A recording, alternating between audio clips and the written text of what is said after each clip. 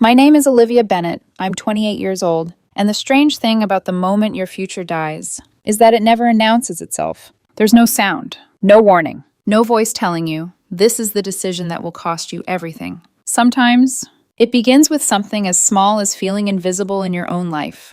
My husband's name is Daniel Bennett. We had been together for 7 years, married for 5, and we had our daughter Lily when I was 28. Back then, I used to think we were happy. Not the kind of happiness people post online.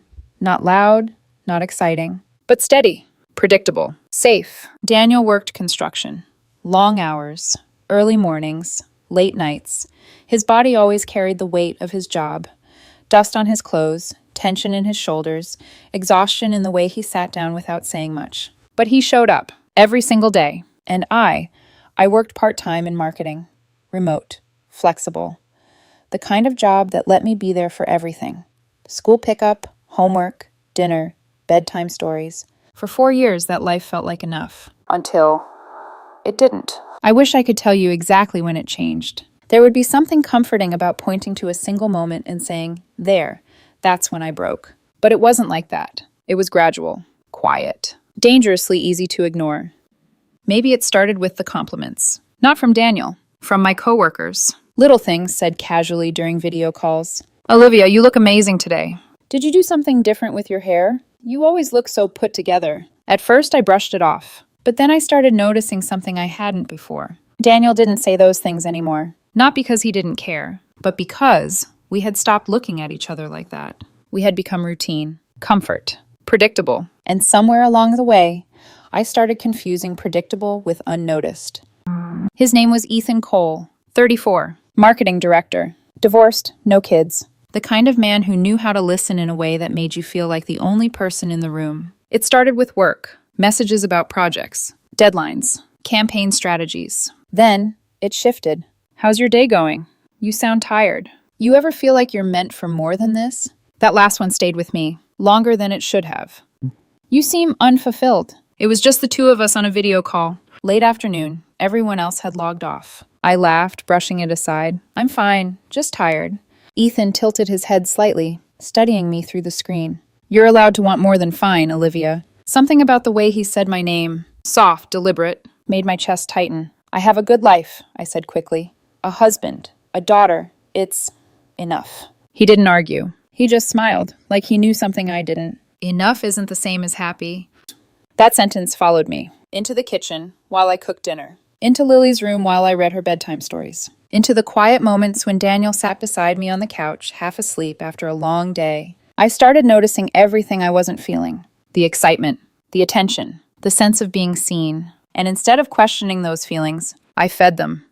I started dressing differently for work calls. Makeup, better lighting, clothes I hadn't worn in years. Daniel noticed. You look nice today, he said one morning, tying his boots near the door. I forced a casual smile. Just felt like trying. He walked over, kissed my forehead, soft, absent-minded, and left for work. And I stood there, frozen for a second, because that kiss, it was love. Simple, quiet, real. And somehow, it felt less powerful than a compliment from a man who barely knew me. That should have been my warning. It wasn't.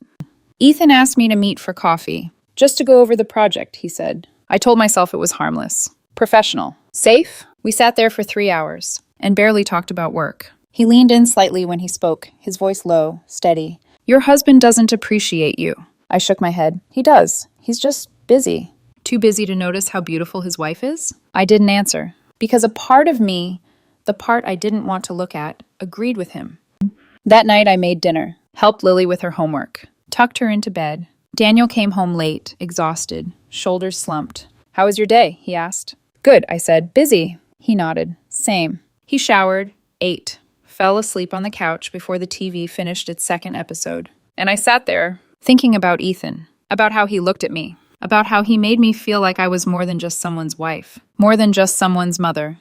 I told myself it was emotional, not physical, not cheating, just connection. But that wasn't the truth. The truth was, I wanted it to become physical. I wanted to feel wanted. Ball. 2 months later, Ethan invited me to his apartment. I made dinner, he said. There was a pause after that. A silence filled with everything we both understood. I stared at my phone for a long time. I knew exactly what saying yes meant, what it would turn into, what it would destroy. And I said yes anyway. Late meeting tonight, I told Daniel, avoiding his eyes as I grabbed my bag. Want me to pick up Lily from daycare? He asked without hesitation. That would be great. Of course it would be. He always made things easier. He always showed up, even when I didn't. Ethan opened the door wearing a soft smile, like he had been expecting me for years instead of weeks. The apartment smelled like wine and something warm, comforting, intimate, dangerous. You came, he said quietly, and something inside me shifted, not snapped, not shattered, just slid out of place, like a door closing softly behind me. That night, I crossed a line I knew I could never uncross. And the worst part? It didn't feel like destruction. It felt like relief, like stepping into a version of myself I had been secretly craving. I came home just after midnight. The house was quiet. Daniel was asleep on the couch. Lily's homework neatly stacked on the coffee table. Her lunchbox already packed for tomorrow. Evidence of a life that had continued without me. I stood there for a long time, looking at him, at everything he had done, everything he always did, and I felt something twist in my chest. Guilt, sharp, immediate, but not strong enough to stop me. I went to the bathroom, showered longer than necessary, let the water drown out the thoughts I didn't want to hear. Then I slipped into bed beside my husband, careful not to wake him, careful to pretend nothing had changed. But everything had. I had changed it. And somewhere deep down, I think I knew this wasn't the end. It was just the beginning of losing everything. I wish I could say I stopped after that first night, that I came home, looked at my sleeping husband, looked at my daughter's tiny shoes by the door, and remembered who I was supposed to be. But that would make me a better woman than I was. I didn't stop. I went back. Again, and again, and again. For 6 months, I lived inside 2 lives. In one, I was Lily's mother, Daniel's wife, the woman who packed snacks, signed school forms, folded tiny shirts warm from the dryer, kissed scraped knees, remembered library days, and smiled when neighbors waved. In the other, I was someone Ethan desired, someone he watched when she walked into a room, someone he called beautiful like he meant it, someone who still had mystery in her. And that second woman, the one I became with him, began to feel more intoxicating than the first. That was how I justified it. Not all at once. Never all at once. Betrayal doesn't usually sound evil while you're doing it. It sounds reasonable. It sounds like survival. It sounds like I deserve something too.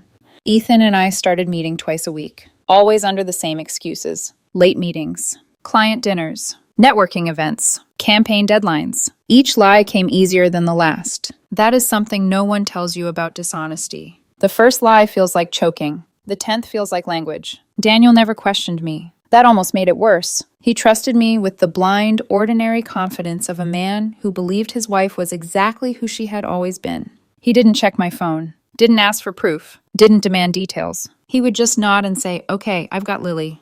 And then he did. Every time. He picked her up, made dinner, helped with homework, bathed her, read bedtime stories. And I would walk back into a spotless kitchen and a sleeping child and an exhausted husband who had carried the entire evening without complaint. Sometimes I would feel guilty the second I stepped through the door. Sometimes I would stare at Daniel's work boots by the wall and feel like I might collapse under the weight of what I was doing. But then guilt would turn into something uglier. Defensiveness. Because guilt, if you feed it long enough, starts looking for ways to survive. And mine survived by rewriting the truth. He should have noticed. He should have paid more attention. He should have fought for me before I ever looked somewhere else. Those were the stories I told myself so I could keep doing what I wanted. The reality was simpler and much crueler. Daniel had not failed me. I had failed him.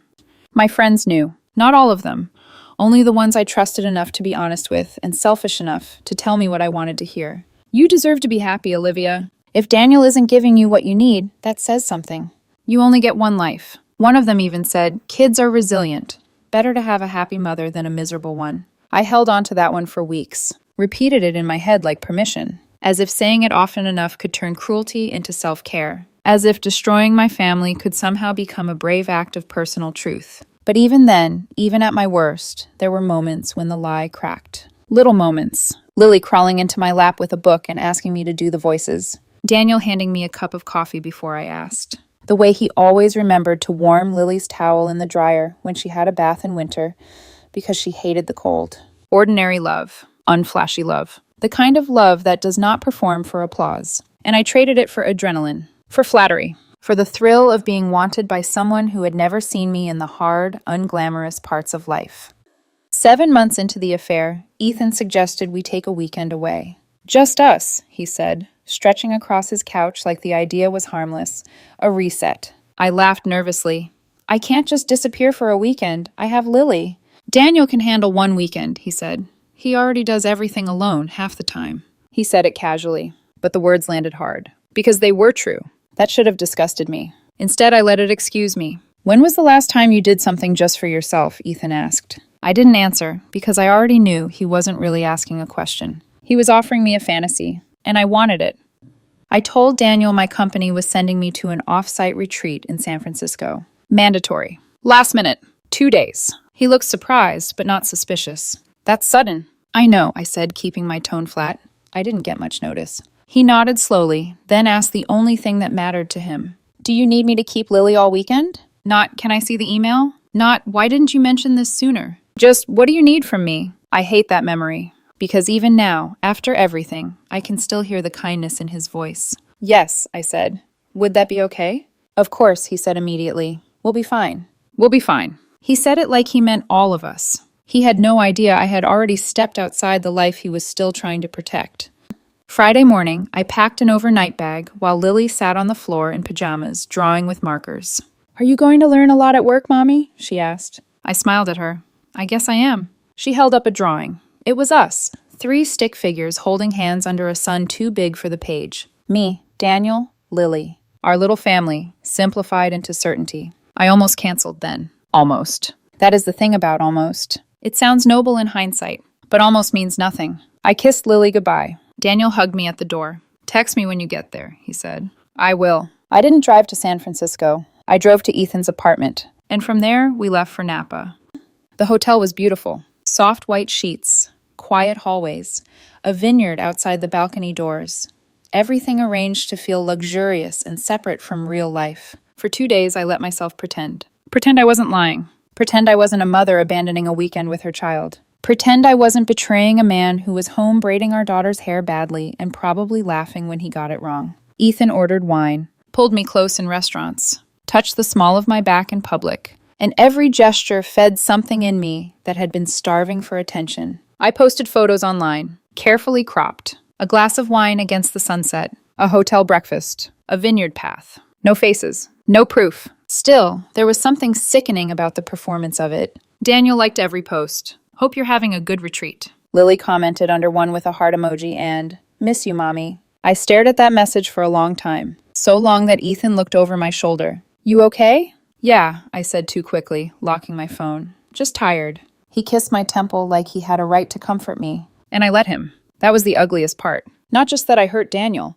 Not just that I left Lily. But that I kept accepting tenderness from the wrong man while rejecting it from the one who had earned the right to give it back. Sunday evening, I came home around 8. The house smelled like chocolate and vanilla. Daniel and Lily were in the kitchen making cookies. Flour on the counter, batter on Lily's cheek, music playing softly from Daniel's phone. Mommy, Lily squealed, launching herself at me. We're baking. I hugged her tightly. Too tightly, probably, like I could hide my guilt inside her little arms. Daniel looked up and smiled. Tired, warm, real. How was the retreat? Good, I said. Productive. That's great. He glanced toward Lily. We had a pretty good weekend ourselves. Daddy taught me to ride my bike without training wheels, Lily shouted. For a second, the room blurred. You did? I asked, forcing a smile. She nodded so hard her hair bounced. I fell 2 times, but then I did it, and Daddy said I was brave. I should have been there. For that. For the wobbly first try. For the scraped knee. For the triumphant scream when she made it across the sidewalk alone. But I had been in a hotel bed with Ethan, pretending I was alive for the first time in years. That night, after Lily went to sleep, Daniel wrapped an arm around me in bed and pulled me close. I missed you this weekend, he said softly into my hair. I froze for half a breath. Then I whispered, I missed you too. It was a lie. Or maybe not entirely. Maybe I missed the version of myself who could still deserve him. 2 weeks later, everything began to crack. Daniel's construction company was hosting a family day. Kids could visit the site, wear little hard hats, take pictures in the trucks. Lily had been talking about it for days. She wore her favorite dress that morning and insisted Daniel take 100 photos before they left. You sure you can't come? He asked while fastening Lily into the car seat. She really wants you there. I was standing in the doorway, phone in my hand, already half somewhere else. I can't. I have a work call with a major client. His face changed only a little. Disappointment maybe, but not anger. Okay, he said, we'll take pictures. Lily leaned out as far as her car seat straps allowed. I'll show you my hard hat, Mommy. I smiled and waved. The second they pulled away, my phone buzzed. It was Ethan. Come over. I stared at the screen, then typed, I only have a couple hours. That's enough, he replied. And because I had become the kind of woman who heard that as romance instead of insult, I went. At Ethan's apartment, time slipped the way it always did there. That was part of the danger. His place felt sealed off from consequence. No toys on the floor. No dinner to make. No child asking where her shoes were. No husband trusting me without question. Just stolen hours and the illusion that desire was the same thing as meaning. When I finally looked at my phone, my blood went cold. 3 missed calls from Daniel. 4 texts. Leaving early. Lily wants to show you something. You home? We'll be there in 20. Olivia? I grabbed my bag so fast my hands shook. What's wrong? Ethan asked. I have to go. He frowned. You're overreacting. Maybe I was. Maybe I wasn't. But for the first time in months, fear moved faster than desire. I rushed home, heart pounding the whole drive, every red light feeling like judgment. I kept checking the mirror. Tried to fix my lipstick, my hair, my expression, as though appearances were still the main problem. I pulled into the driveway at 12:30. Daniel's truck was already there. My stomach dropped so hard I thought I might be sick. The house looked the same. Quiet. Ordinary. But there was something different in the air the moment I opened the door. Not noise. Not shouting. Something colder. Lily was in the living room, sitting cross-legged in front of the television. Daniel was standing in the kitchen. Still. Silent. His face unreadable in a way I had never seen before. I tried to sound normal. Hey, how was it? He didn't answer right away. He just looked at me, then said very calmly, Your phone was on the kitchen counter. Every nerve in my body lit up. I swallowed. Okay. I saw the messages when they came through. The room seemed to tilt. I set my bag down slowly, buying seconds I did not have. What messages? His expression changed then. Not into rage. That would have been easier. It became something far worse. Certainty. From Ethan, he said. He said he had fun. Said he couldn't wait to see you again. Said he loved you. I couldn't breathe. Not because I had been caught. Because some part of me had always believed there would still be time. Time to confess. Time to stop. Time to undo. But there wasn't. There never had been. Daniel, I whispered, I can explain. He took one step closer, voice low enough that Lily wouldn't hear. How long? I looked toward the living room. Lily was still watching television, unaware that her world was splitting open 30 feet away. Can we talk upstairs? I asked. His jaw tightened. How long, Olivia? My mouth felt dry. 6 months. The silence after that was unbearable. Not dramatic, not explosive, just devastating. He stared at me like I had become someone he had never met. 6 months, he repeated, while I picked up our daughter, made dinner, did bedtime, trusted you. Tears sprang to my eyes. I'm sorry, I made a mistake. His laugh was short and hollow. A mistake? He reached for his phone and held it up. I have screenshots. My legs weakened. Messages. Photos. Words too intimate, too explicit, too undeniable to explain away. I can explain, I said again, but my voice sounded thin, pathetic even to me. He looked at me for a long time, and when he spoke, his voice was quiet, controlled, final. No, he said. You can pack a bag and leave. No, he said. You can pack a bag and leave. At first, I didn't understand the sentence, not because it was unclear, but because my mind refused to accept that something so final could happen so quietly. What? I whispered. I want you out of this house, Olivia. My chest tightened. No, this is my home. This was your home, he corrected, his voice steady in a way that made it worse, before you decided to build another life somewhere else. I shook my head, panic rising fast now. Daniel, please, we can fix this. People work through things like this all the time. Do not do that, he cut in sharply. I froze. Do not reduce this to something small enough to fix with effort, he said. You didn't trip and fall into this. You chose it, over and over again, for 6 months. Every word landed exactly where it was meant to. Precise. Unavoidable. I'm still Lily's mother, I said, grasping for the only thing that felt solid. His eyes flicked briefly toward the living room, where Lily's laughter from the TV drifted in, innocent and untouched. Then you should have acted like it. That hurt more than anything else he had said. I didn't abandon her, I argued, my voice cracking. I was still here. I still took care of her. When? He asked. The question hit harder than an accusation. When you weren't with him, he continued, after I had already handled dinner, homework, bedtime. I opened my mouth, closed it, because there was no version of the truth that made me look like a good mother. Only degrees of failure. You have 1 hour, Daniel said finally. I stared at him. You can't just throw me out. I can, he said calmly. The house is in my name. I bought it before we got married. The words felt like the floor dropping out beneath me. What about Lily? I asked desperately. She stays here. She's my daughter. And I'm not letting her grow up watching this, he said, watching her mother lie every day like it's normal. Tears blurred my vision. Can I at least say goodbye to her? He hesitated. For just a second. And I thought, maybe. But then his expression hardened again. No. The word was final. She doesn't need to see this, he added. She doesn't need to understand this right now. I'm her mother, I said again, weaker this time. You're the woman who left her twice a week for 6 months for both sides, he replied. That was the moment something inside me broke. Not loudly, not dramatically, just collapsed, because he wasn't wrong. I packed a bag upstairs with shaking hands. Clothes, toiletries, my laptop. Random things that felt important in the moment and meaningless seconds later. Daniel stood in the doorway the entire time, watching, silent, like he didn't trust me not to disappear into the walls if he looked away. Where am I supposed to go? I asked at one point, my voice barely holding together. He didn't hesitate. Call Ethan. The name sounded different now. Not exciting. Not comforting. Just empty. See if he still wants you now that it's not a secret, Daniel added. I flinched, because somewhere deep down, I already knew the answer. I left without seeing Lily, without hearing her voice, without one last hug. The door closed behind me with a soft click that sounded louder than anything I had ever heard. And just like that, I was outside my own life. I sat in my car for a long time before I could move, hands gripping the steering wheel, heart pounding so hard it felt like it might bruise my ribs from the inside. Then I did the only thing I could think of. I called Ethan. He answered on the third ring. Hey, he said casually. Everything okay? No, I said, my voice breaking immediately. Daniel found out. Silence. Not shock. Not concern. Just silence. I need somewhere to stay, I added quickly, just for a few days until I figure things out. Another pause. Longer this time. Then, I can't. The word didn't register at first. What? I whispered. My ex-wife has the kids this weekend, he said. They're coming over. I blinked, confused. Okay, but that's not... It's complicated right now, he continued, his tone shifting, becoming distant in a way I had never heard before. But I have nowhere to go, I said. Ethan, please. Maybe you should have thought about that before getting caught. The sentence hit like ice water. Cold. Sudden. Cruel in its simplicity. I stared at the dashboard, my reflection faint in the glass. I thought, I started, then stopped. Because what had I thought? That he would choose me? That he would sacrifice something real for something that had only ever existed in secrecy? I'm sorry, he said, though he didn't sound like it. This is just too messy now. And then he hung up, just like that. The man I had destroyed my life for was gone. Not slowly, not painfully, just gone. Chitic.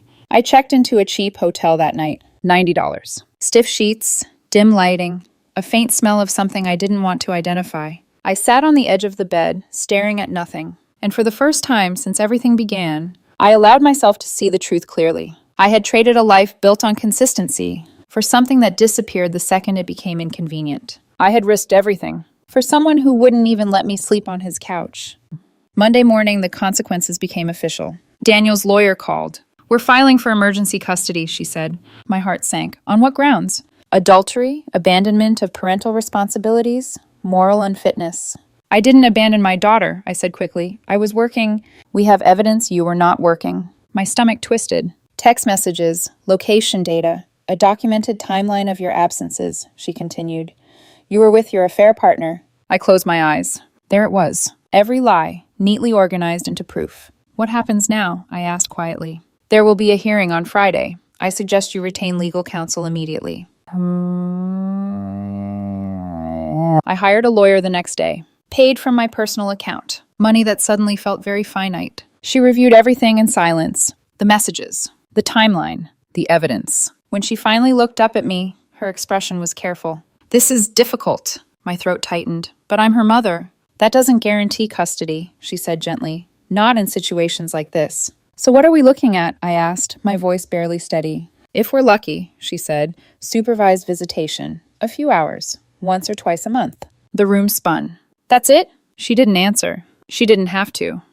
Friday came too fast. The courtroom felt smaller than I expected. Colder. Like a place where emotions didn't matter as much as facts. Daniel sat across from me. Still. Composed. Unrecognizable in his calm. His lawyer presented everything: screenshots, messages, location data, a timeline so detailed it felt like watching my own life turned into evidence against me. My lawyer argued what she could, that I had been a good mother, that one mistake shouldn't erase years of care. But even as she spoke, I knew how it sounded. One mistake. As if it had happened once. As if it hadn't been 6 months of choices. Damn. The judge looked at me. Did you have an affair? Yes. For how long? 6 months. During that time, did you misrepresent your whereabouts to your husband? Yes. Did you spend time with your affair partner when you could have been with your child? The question lingered. Heavy. Final. Yes, I said. There was no point lying anymore. The ruling came quickly. Custody awarded to the father. Supervised visitation for the mother. 4 hours. Every other Saturday. Pending completion of parenting classes and therapy. 4 hours. Every other week. With someone watching. Taking notes. Judging. That was what 6 months had cost me. 2 weeks later, I had my first supervised visit. The room was small. Bright in an artificial way. Plastic toys neatly arranged on low shelves. A woman sat in the corner with a clipboard. Observing. Always observing. Lily walked in holding Daniel's hand. She looked different. Not physically. But something in her expression had shifted. Uncertainty. Confusion. Mommy, she said softly. I dropped to my knees and hugged her. Too tight. Too desperate. Hi, baby, I whispered.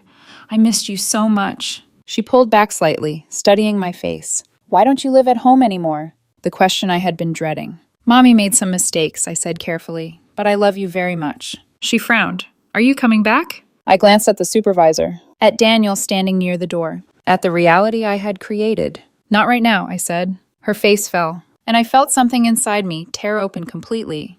We spent 4 hours together, coloring, reading, playing with dolls, normal things. Except nothing about it was normal. Every laugh felt fragile. Every silence felt heavy. Every second was measured. And when it ended, Daniel came back. Lily ran to him immediately, like she knew where stability lived now. Can Mommy come home with us? She asked. He crouched down beside her. Not today, sweetheart.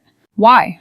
We'll talk about it later, okay? She nodded slowly, then turned back to me. Bye, Mommy. Bye, baby, I said, forcing a smile through tears.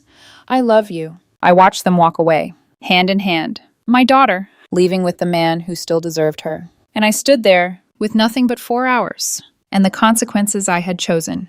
2 weeks after I lost custody, I lost my job. HR called me into a meeting that felt too formal for something that was already over. We're terminating your employment, effective immediately. The words didn't even sting at first. They just landed. Flat. Heavy. Why? I asked, even though I already knew. Inappropriate relationship with a supervisor. Ethan. Of course. He pursued me, I said quickly, clinging to something, anything, that might soften the fall. That's not what he reported, the HR manager replied calmly.